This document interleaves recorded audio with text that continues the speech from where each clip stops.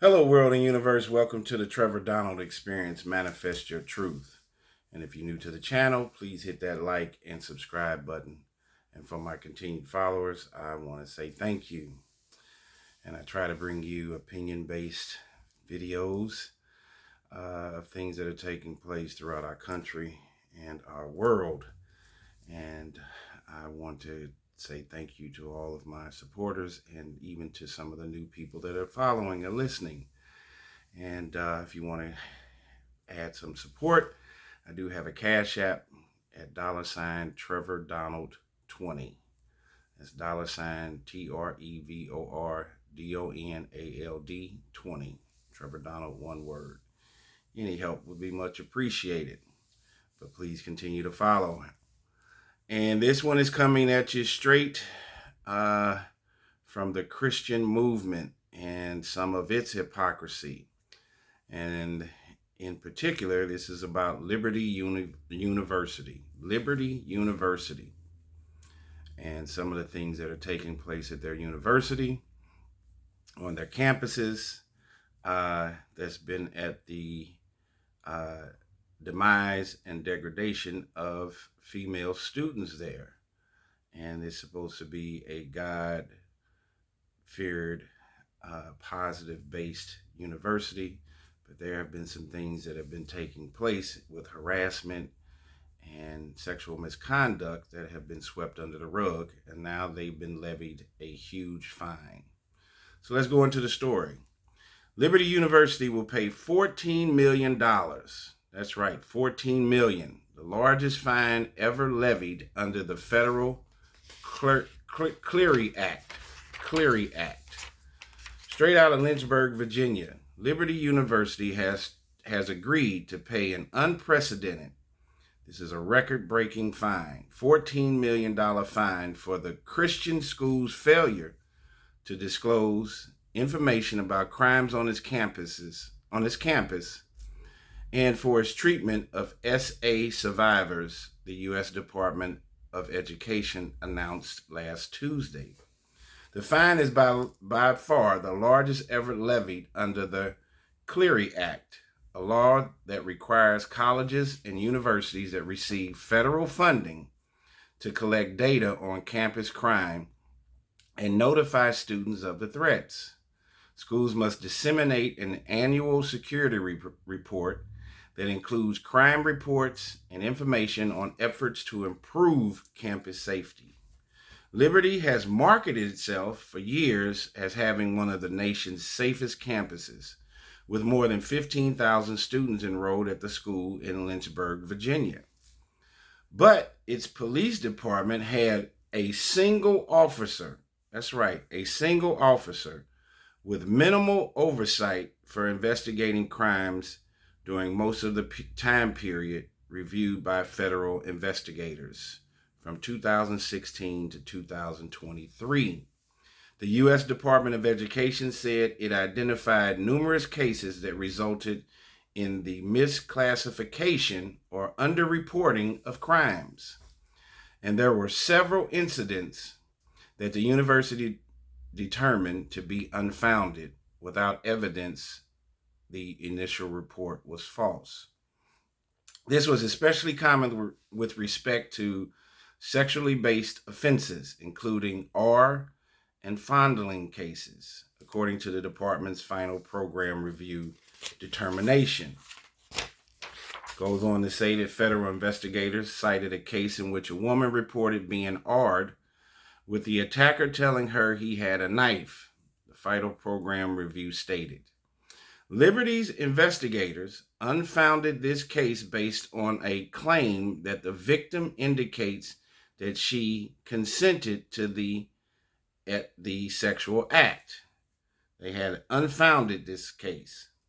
The final program review stated, in point of fact, the victim's own statement merely indicated that she gave in an attempt to get away from the perpetrator. That episode was ultimately counted in the crime statistics. The final program review stated, after Liberty's Clery compliance officer realized the case was mishandled at several points in the process. Many victims of sexual crimes feared reporting because of concerns of reprisal. The final program review stated several were punished.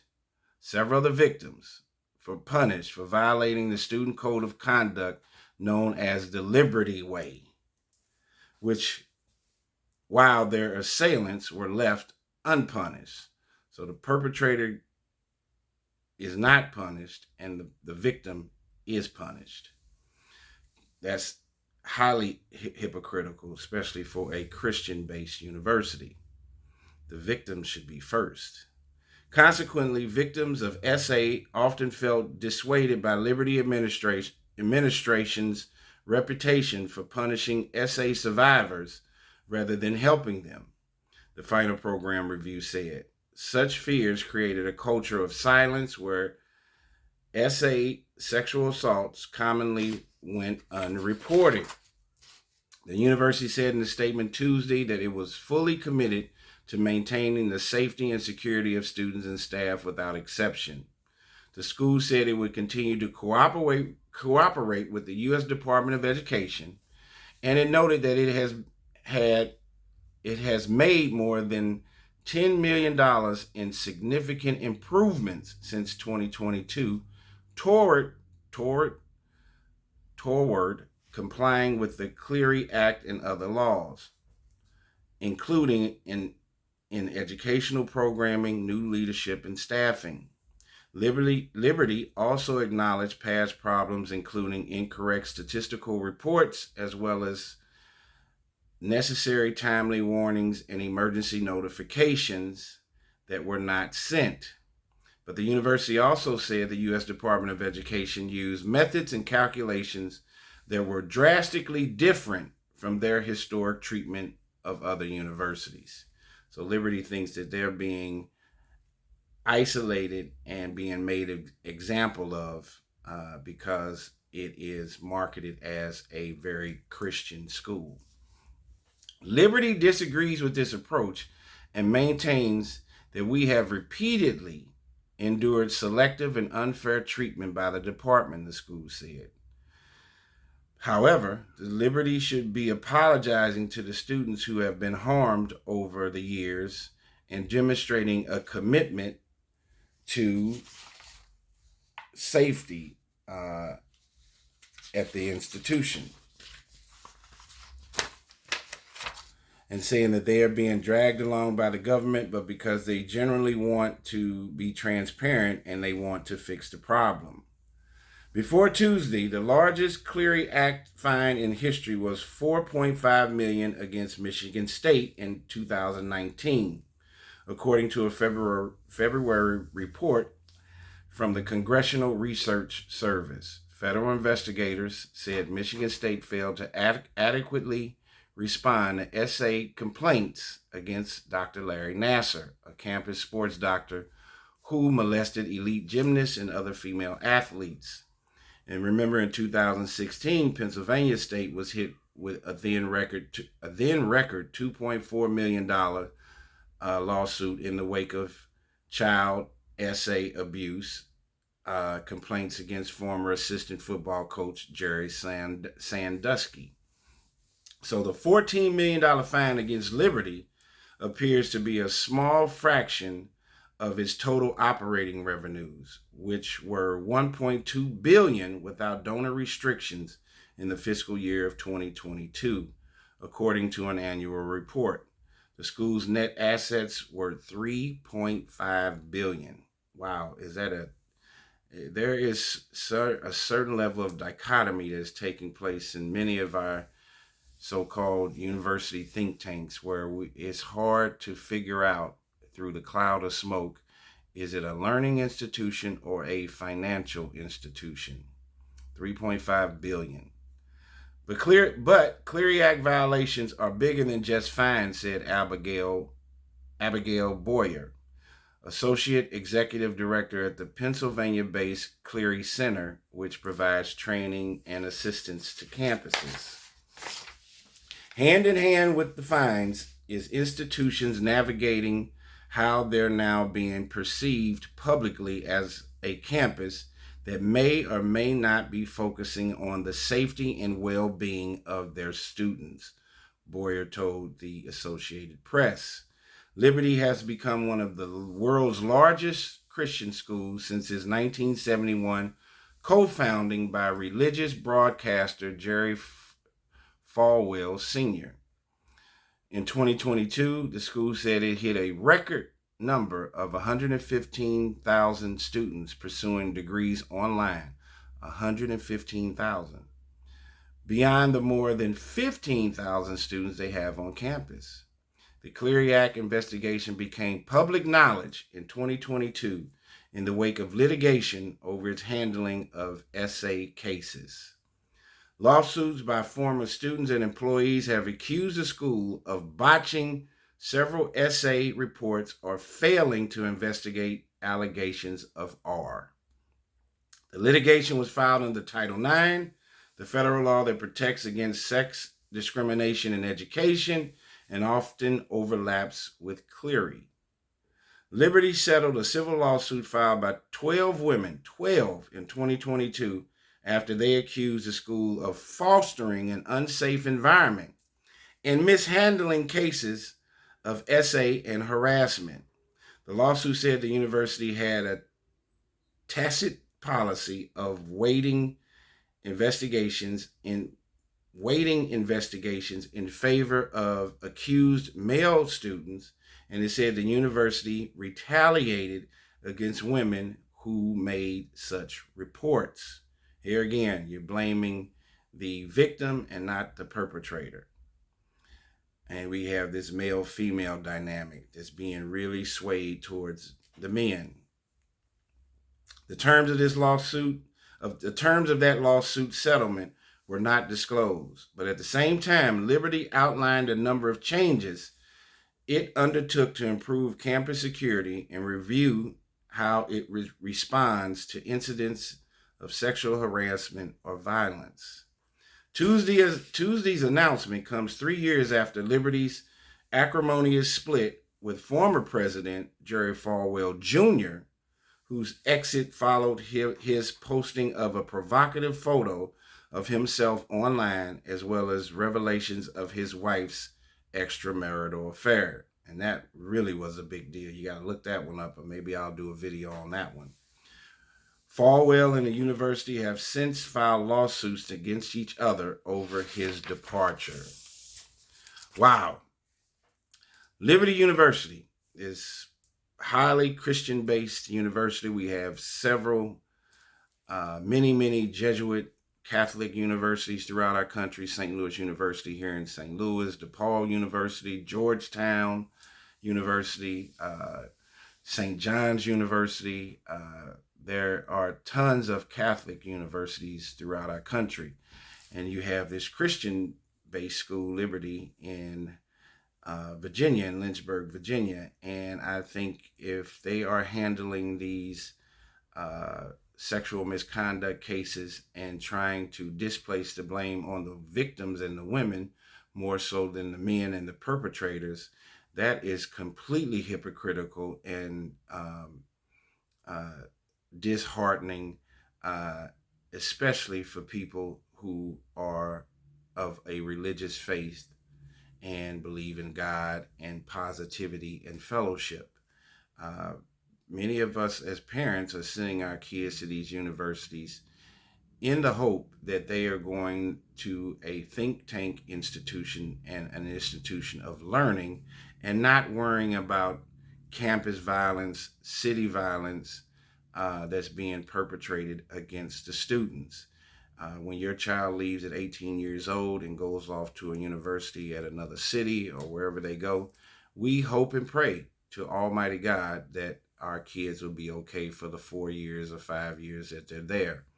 And for Liberty University, as I reiterate over and over again, for them to be such a Christian-based place, to be so hypocritical and to be so unemotional to these young ladies and these victims of crime, and to swipe them under the rug and to only have one police officer, a campus police officer, for a student body of 15,000 makes absolutely no sense. Crime, murder, negativity has no zip code, has no race, creed, or color. And so for Liberty University to not have a complete public safety department with security guards and police officers, and to have the arrogance that they think nothing could happen at their university, uh, people are people. And there are several individuals out here in this country and this world that are doing and committing heinous crimes each and every day. It's not based on just inner city dilapidation and debauchery. It happens all over the place. And for them to have this record fine, remember, Michigan State went through a big, huge ordeal years ago with Dr. Larry Nassar. And then, of course, Sandusky before that at Penn State.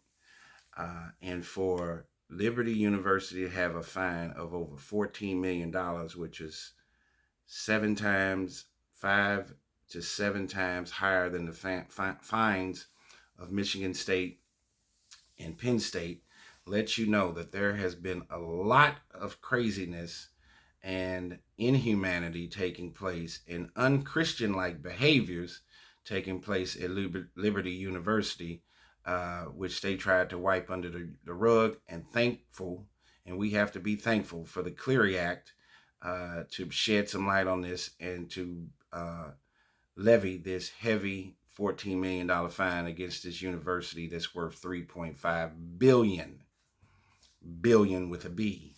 And they have to refocus and restructure what their ideology is about. Is it about educating and having a safe haven for your students at your university, or is this a financial institution to raise millions and billions of dollars? And you sound more like a financial network than an educational institution. So they have to go back and look at their mission statement, see what it's all about. Is it about the people? Is it about the kids? Is it about the professors? And building a strong Christian foundation for learning and also loving God and being positive? Or is it about a money-making machine?